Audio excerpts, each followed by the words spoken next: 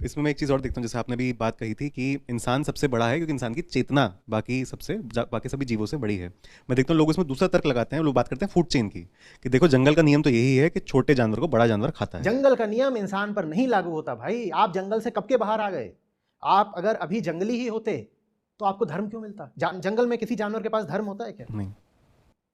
तो जो लोग अपने धार्मिक पूर्वाग्रहों, अपने रिलीजियस बायसेस और बिलीफ्स की रक्षा के लिए कहते हैं कि जंगल में तो फूड चेन चलती है, मैं उनसे कह रहा हूं जंगल में रिलीजन नहीं चलता, तो तुम रिलीजन का नाम क्यों ले रहे हो? फिर अगर तुम्हें जंगल की ही दुहाई और दलील देनी है तो रिलीजन को फिर एक तरफ रखो ना। जंगल में किसके पास रिलीजन होता है? शेर के पास, बंदर के पास, किसके पास होता है?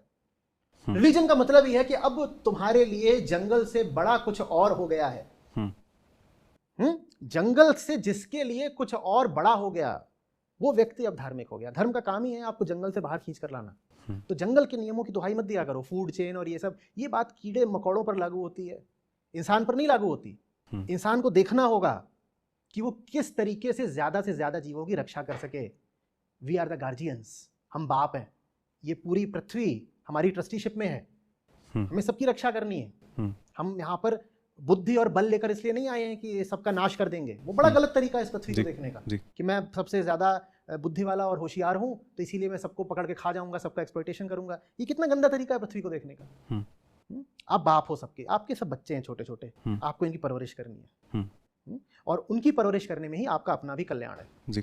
प्रकृति से सही संबंध रखने में ही चेतना का भी कल्याण है, मोक्ष का भी। मुझे इस चीज़ से एक चीज़ याद आ रही है कि लोग पुरुषार्थ की बहुत बात करते हैं, लोग अपने सपनों को पूरे करने की बहुत बात करते हैं, पर इस तरह से कभी पुरुषार्थ को नहीं देखा जाता कि आप गार्जियनशिप में हो। हाँ।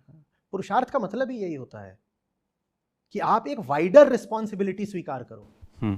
अपने लिए तो हर कीट पतंगा जी रहा है भाई, अपने लिए माने अपने पेट के लिए जी, अपनी प्रजाति को आगे बढ़ाने के लिए, अपने लिए कोई नर या मादा खोजने के लिए, तो सब ये सब जी रहे हैं।